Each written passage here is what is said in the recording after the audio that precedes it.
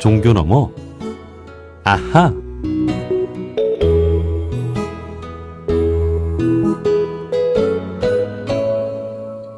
매주 월요일 코너입니다. 종교 너머 아하. 종교의 우를 넘어 이웃 종교와 화합하고 협력하는 분들을 초대해서 이야기 나눠보는 시간인데요. 우리나라의 대표적인 종교학자 오강남 교수님이 지난 부처님 오신 날 세길교회에 가서 설교를 했다고 하는데요. 설교 주제가 쉼을 얻는 또 하나의 길이었습니다. 이날이 부처님 오신 날인 만큼 두 종교의 가르침을 통해 쉼을 얻는 방법을 비교해보는 시간이었는데요. 우리 둥둥 청취자분들도 이 시간 함께 하시면서 그 이야기 들어보시죠. 캐나다 리자이나 대학교 비교종교학 명예교수이신 오강남 교수님을 만나보겠습니다. 교수님 안녕하세요. 예, 안녕하세요. 예, 반갑습니다. 반갑습니다. 자, 오랜만에 청취자분들께 인사부터 한 말씀 해주실까요? 예, 둥근소리 청취자 여러분 안녕하세요. 오래간만입니다. 예, 제가 가끔씩 나오는데 나올 때마다 기쁜 마음이 있습니다. 예. 자, 교수님 오랜만에 저희 둥둥 또 출연해 주시는 만큼 근황부터 좀 여쭙고 싶은데요. 지난 21일에 한국 종교발전 포럼이라는 모임에 가서 강연을 하셨더라고요. 예. 예, 저는 좀 생소한 모임인데 이 한국 종교발전 포럼은 어떤 모임이에요? 그거가 좀 특별한 모임인데 서울의대 그 명예교수님이신 그 박재갑 박사라고 계신데 그분은 종교 문제에 관심이 있어가지고 그 의학 박사면서도 그 성균관대학에 가가지고 그 유학으로다가 또 박사학위를 받으신 분이에요. 예. 그분이 이제 발이 넓으니까 그 회원들 뭐 한 140명 정도 아주 뭐 그야말로 내로라 하는 사람들 모아가지고 한 달에 한 번씩 그 강사를 초청해가지고 강연을 듣는데 예. 제가 뭐 몇 번 강연을 했는데 이번에 이제 또 강연을 했죠. 예. 제목이 인간 여전히 종교적인가 하는 그런 제목으로 강연을 했는데 거기 초청받아 간 사람들이 그 우리나라에서 아주 많이 알려진 사람들이에요. 송혜인 교수도 몇 번 갔을 거고. 예. 예, 하여튼 그 종교 발전을 위한 모임이라 이렇게 생각하면 되겠죠. 예. 아, 여기 이 한국 종교발전 포럼 한 달에 한 번씩 이제 특별한 또 강연을 한다는 거죠. 예, 저희 둥둥에서도 좀 들어보고 싶은데 기회가 될지 모르겠네요. 그 홈페이지에 들어가면 그 강연했던 것들이 쫙 나오더라고요. 예, 그렇군요. 그 이날 이제 교수님께서 인간이 여전히 종교적인가? 라는 주제로 말씀을 해주셨는데 핵심 내용은 여전히 종교적인가요? 지금 뭐 제가 언제나 하는 얘기처럼 표층 종교가 있고 심층 종교가 있는데 그 같은 종교 내에 표층이 있고 심층이 있는데 표층은 지금 탈종교화 물결 속에서 없어져 가고 있어요. 예. 그러나 이제 종교가 없어지는 건가? 인간은 그런 종교 없이 사는가? 그게 아니고 진정한 의미의 종교, 심층 종교가 이제 앞으로 부상될 거다.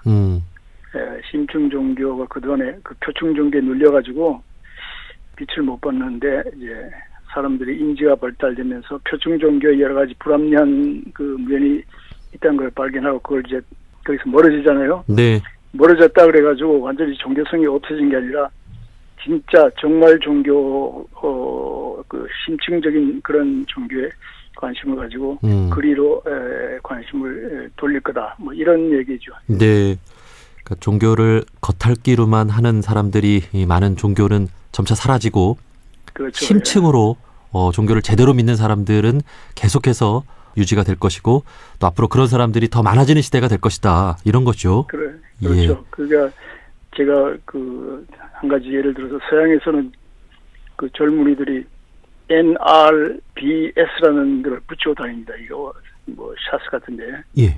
티셔츠. NRBS가 뭐냐면 No Religion But Spirituality. 그 표층적인 그런 그 제대 종교는 이제 그만이고 이제 영성적인 종교, 영성적인 그 영성 이것이 중요하다. 그러니까 영성이란 말은 뭐냐면 내 정말 심지어 내 진짜 나를 찾고 그걸 통해 가지고 세상도 변화시키고 이 세상이 좀 더 아름다운 세상으로 되도록 하자. 뭐 이런 그 취지의 생각들이죠. 예. 이게 탈종교 시대를 그 단편적으로 보여주는 우리 젊은이들의 모습이라고 볼 수 있겠군요. 그렇죠. 예. 예. 자, 오늘은 우리 교수님과 함께 지난 부처님 오신 날에 이제 새길교회에 가서 하신 설교 내용을 조금 이렇게 들어보려고 오늘 인터뷰를 준비를 했습니다. 자, 지지난 일요일이 부처님 오신 날이었는데 새길교회에 가서 설교를 하셨습니다. 이 새길교회가 이웃종교회 좀 열려있는 교회죠? 그렇죠. 우리나라에서 뭐 가장 열린 종교 중에 하나라 볼 수 있습니다. 서울 향민교회도 열린 교회를 할 수 있고, 뭐 이상한 소리지만 저를 불러서 설교를 하라고 할 정도 되면 그건 정말로 열린 종교, 열린 교회다 이렇게 볼 수 있죠. 네, 우리 교수님 같은 경우는 어느 한 종교의 이야기보다는 종교를 두루두루 다 이렇게 공부하신 분이라서 정말 모든 종교의 이야기를 다 하시니까 이제 교수님을 초대했다는 것은 어느 한 종교에 갇혀 있지 않겠다라는 또 의미라고도 볼 수 있겠죠. 그렇겠죠. 네. 저는 이제 교회만 가는 게 아니라 절에도 가고 뭐 지금처럼 원불교 초대도 받고, 그다음에 동학 천도교 가서도 얘기하고. 그런데 그런 저를 받아주면 그건 정말 열린 종교다 이렇게 볼 수 있지 않을까 생각합니다. 앞으로의 종교인들은 이렇게 네 종교 내 종교를 넘나드는 그런 또 종교인들이 되어야 되지 않을까 그런 생각을 해봅니다. 자, 이날 새길교회에 가서 설교 주제가 쉼을 얻는 또 하나의 길이라는 주제로 설교를 해 주셨습니다. 그러니까 우리가 종교를 갖는 중요한 이유 중 하나는 쉼을 얻기 위함이 아닌가 그런 생각을 해보는데 뭐 그런 내용이라고 볼 수 있을까요? 그렇죠. 성경 마태복음 11장에 보면 예수님이 뭐라고 그랬냐면 수고하고 무거운 짐진 자들아 다 내게로 오라. 내가 너희들에게 쉼을 주리라. 나는 마음이 온유하고 겸손하니 나의 멍에를 메고 내게서 배우라. 그리하면 너희 마음이 쉼을 얻게 되리라. 이렇게 말했거든요. 여기서 이제 예수님은 뭐 아주 구체적인 건 아니지만은 예수님의 멍에를 메고 예수님에게서 배우면 결국은 마음의 쉼을 얻을 수 있다. 이런 얘기를 했는데 뭐 예수님만 이렇게 쉼을 주려고 하셨는가? 저는 이제 그게 아니라 부처님도 우리에게 쉼을 주려고 하는 마음으로 우리에게 쉼을 얻는 방법을 가르쳐 주셨다. 이런 얘기를 한 거죠. 자, 우리가 어떻게 하면 쉼을 얻을 수 있는지 예수님의 말씀과 또 부처님의 말씀을 비교하면서 이렇게 설교를 해 주신 거죠. 자, 어떤 말씀인지 좀 들어보고 싶습니다. 그날이 마침 부처님 오신 날이었어요. 지난 일요일이. 그래가지고 예수님이 우리에게 쉼을 주시려 한 것처럼 부처님도 우리가 쉼을 얻을 수 있는 그런 가르침을 주셨다 하는 것을 소개를 하고 우리 이웃 종교하고 친하게 이 세상을 위해서 함께 일하면 좋겠다. 뭐 이런 취지로 다 얘기를 했죠. 아시겠지만 부처님이 성불 하시고 나서 제일 먼저 가르친 것이 소위 말하는 사제 팔정도입니다. 사제라는 것은 4가지 진리, 팔정도라는 8겹의 길 이런 뜻인데 4가지 거룩한 진리라는 게 이제 소위 말하는 고집멸도잖아요. 고는 이제 괴로움이다. 집은 괴로움의 이유.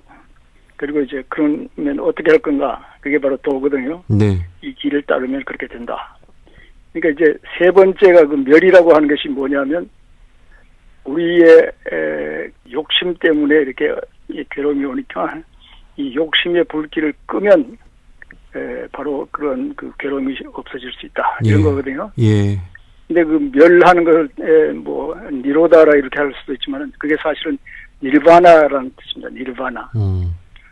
니르바나라는 것은 불어서 끈다는 이런 뜻이에요. 그러니까 욕심의 불길을 불어서 꺼버리면 그때부터 이제 마음의 평안이 온다. 마음의 쉼이 온다. 이런 뜻이거든요.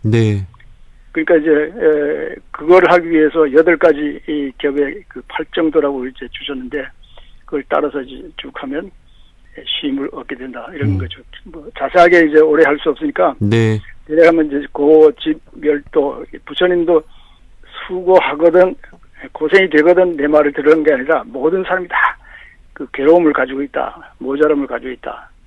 이 두카라고 그러는데 산스크리트 말로 두카란 말은 수레바퀴에 바퀴가 아주 잘 기름이 쳐가지고 잘 돌아가야 할 텐데 거기에 이제 모래알이 들어가가지고 삐그덕거리는 상태예요. 그러니까 우리의 삶이 그렇다는 거예요. 예. 근데 그게 왜 그러냐? 불타는 목마름, 그런 그 욕심, 그 정욕, 움켜쥐려고 하는 마음, 이런 것 때문인데, 그것을 없애면 결국은 너희 쉼을 얻는다. 없애는 방법 중에 8가지 다 우리가 아는데, 그 하나하나 설명할 수 있지만, 그 중에 요즘 그 불교계에서 강조하는 것 중에 하나가 정념이라고 하는 게 있습니다. 예. 정사, 정어, 정념, 쭉 나오는데 8가지. 그 중에 정념이라고 하는데 그걸 영어로는 마인드풀니스라고 번역을 하더라고요. 마인드풀니스. 그게 우리말로는 그게 마음 챙김이라고 그러더라고요. 예. 그게 이제 틴야간 스님 그 베트남 출신의 그 틴야간 스님이 전 세계적으로 퍼뜨린 그런 그 불교 수행법인데 그 마인드풀니스 그거가 강조하고 또 하나는 그 위파샤나라고 우리나라에서 위파샤나 그러는데 뭐 비파샤나 그러기도 하고 그 방법이 또 미국을 비롯해 사실은 그게 고엔카라고 인도 사람이 미얀마에서 시작한 건데 그게 이제 세계적으로 퍼져서 미국에서도 아주 인기가 있고 우리나라에 그 다시 들어와가지고 우리나라에서도 위파샤나로 해가지고 많이 그 하더라고. 그게 지관법이라 할 때 지관 그 지관에 관에 해당됩니다. 이렇게 꿰뚫어 보는 거. 예. 통찰, 직관, 영어로 인사이트 메디테이션을 그러는데 인사이트 이걸 중시하는데 이런 식으로 하면 결국 아까 우리의 괴로움을 끝내고 니르바나 마음 상태가 올바른 그런 쉼을 얻게 된다. 이런 얘기입니다. 불교에서 하는 얘기입니다. 네. 세길교에서 이러한 이제 부처님의 어떤 쉼을 얻기 위한 방법에 대한 가르침을 전하셨을 때 우리 세길교회 우리 또 개신교 신자분들은 좀 어떻게 느끼셨을까요? 뭐 세길교회는 아무 얘기를 해도 괜찮아요. 제가 미리 얘기했죠. 불교 부처님 얘기를 하는데 괜찮으니까 세길교회는 그 정도는 받아들일 수 있다. 뭐 괜찮다 그래서 했죠. 그러니까 우리가 예수님 제자들도 부처님의 가르침을 배울 필요가 있고 또 부처님의 제자들도 예수님의 가르침을 배울 필요가 있겠죠. 그렇죠. 예. 근데 한 가지 그 기독교인들이 오해하는 게 니르바나 그러면 뭐 열반이라는 뜻인데 니르바나 그러면 무슨 죽어서 가는 어떤 장소 비슷하게 생각하기 쉬운데 그 니르바나라는 것은 욕심 상태가 꺼진 상태입니다. 그게 무슨 말이냐면 마음 상태지 그게 무슨 장소라든가 무슨 뭐 그런 게 아니거든요. 그 제가 그 학생들 얘기할 때 쉽게 설명하는 방법 중 하나가 무거운 짐을 주고 산을 막 올라가서 산 꼭대기에 가서 그 짐을 탁 놓고 확 하고 이제 느낄 수 있는 그런 상태가 니르바나다. 네. 그게 이제 쉬는 거잖아요. 네. 그야말로 정말 쉬는 거. 기독교에서는 궁극적으로 쉼을 얻는 방법을 여러 그 기독교 사상가들이 얘기했는데 기독교에서는 궁극적으로는 하나님과 하나됨으로써 얻는 쉼이 진짜 최고의 쉼이다. 이런 얘기를 합니다. 예. 하나님과 하나가 된다라고 하는 것 그리고 이제 부처님께서 말씀하신 이 마음의 어떤 집착과 욕심을 없애는 것 이게 좀 통한다고 볼 수 있는 거죠. 그렇죠. 불교에도 결국은 뭐 내가 부처다. 그리고 뭐 동학에서 인내천에서 내가 바로 하늘님이다. 원불교에서도 이제 그런 비슷한 가르침, 이론상이니까 모두가 다 하나다. 얘기하는데 그게 심층의 가장 기본적인 그 요소예요. 심층 종교들이. 네. 그 우리 원불교의 상징인 동그란 일원상도 모두가 하나임을 이렇게 보여주고 있는데요. 천지 만물과 하나가 되고 더불어 살아가는 마음을 강조하고 있는데 이것도 결국은 또 같은 말이 아닌가 그런 생각을 해봅니다. 그렇죠. 그 기독교는 하나님은 하늘에 계시고 사람은 땅에 있다 해가지고 분리해서 생각하는데 기독교도 그 유명한 신학자들 가장 강조하는 게 요한복음에 예수님이 계속 나와 아버지는 하나다, 우리는 하나다 하는 그 하나됨을 강조하는 것이 기독교의 기본이라 이렇게 보죠. 네.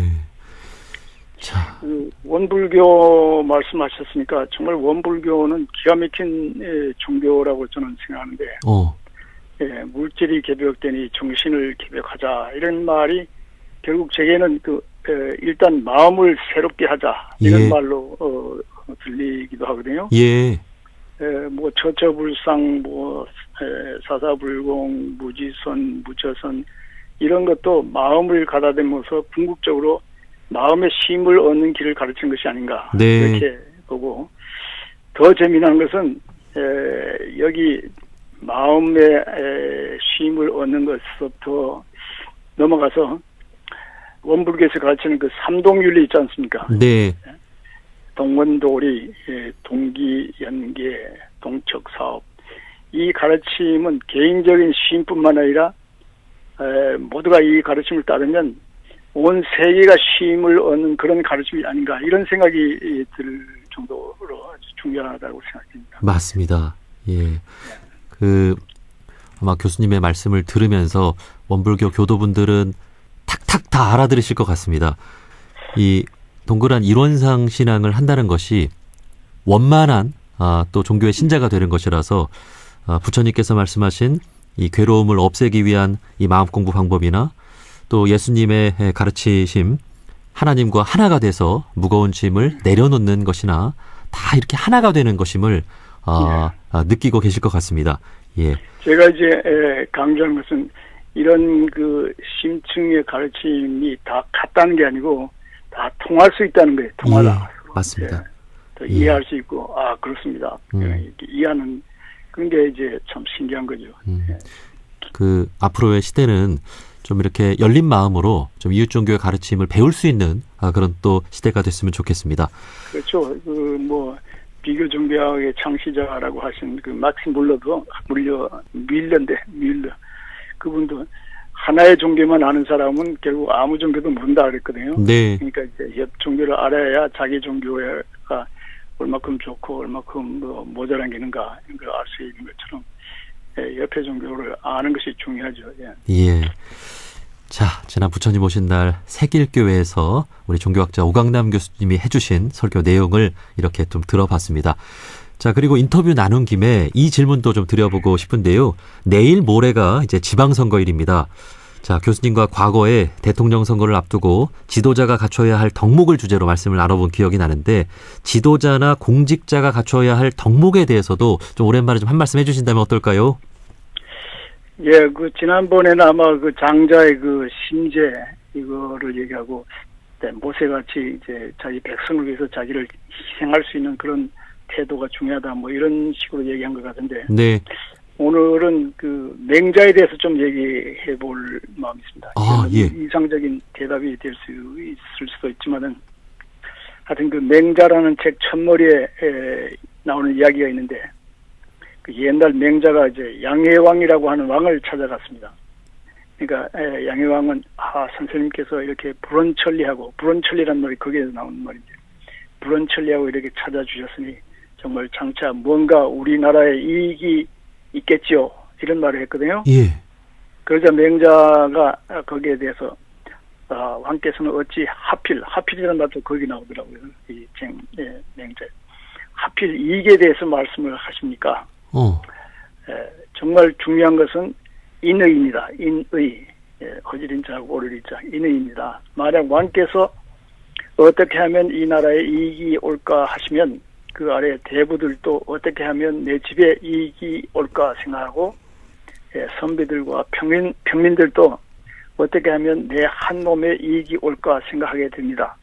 이처럼 아래 위가 다 이익을 취하려 하면 나라는 위태로워집니다.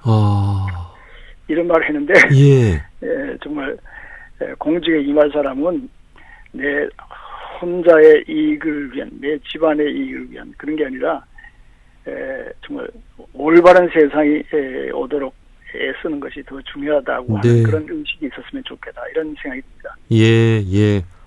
정말 귀한 말씀입니다. 요즘 말로 하면 이제 사익 추구형 인간과 공익 추구형 인간이 있다고 그러면 이제 공직을 맡는 사람은 공익 추구 그리고 옳은 것이 정말 앞서가는 거. 그런 내가 이익이 되냐 안 되냐보다도 옳은 것을 추구하는 그런 사람들이 많아졌으면 이런 생각이 들죠. 네. 지금 전 세계적인 어떤 전쟁과 또 갈등도 각국의 지도자들이 다 이익을 추구하니까 생기는 문제라는 생각이 듭니다. 그 이익보다 그렇죠. 인의를 추구하는 지도자들이 되어달라. 이런 말씀이시죠. 예. 예. 그래서 이제 뭐 많은 분들이 사전 투표를 하셨겠습니다만 내일 모레 본 투표가 있고 내가 살아가는 지역에 정말 뭐 이익도 당연히 중요하겠습니다만 정말 정의롭고 어질고 또 그런 공직자를 뽑을 수 있도록 그렇죠. 또 그렇죠. 해주시면 예. 좋겠습니다. 그러니까 그 인의를 실천하는 그런 정치가 오면 이익은 저절로 따라오는 거예요. 아, 그러네요. 어떤 걸 먼저 놓느냐가 문제인데 그 정말 올바른 것을 실천하면 모든 사람에게 저절로 이익이 가는 거죠. 예. 자, 그리고 이제 우리 종교학자이신 오강남 교수님과 또 오랜만에 인터뷰를 나누고 있는데 우리 종교는 기본적으로 시대적인 문제나 아픔을 진단하고 미래를 선도적으로 준비하는 역할도 또 해야 되잖아요. 오늘날 우리 교수님께서 보실 때 이 시대의 가장 시급한 문제는 무엇이고 우리 종교인들과 또 지도자들이 해야 될 가장 중요한 역할은 무엇이라고 생각하십니까?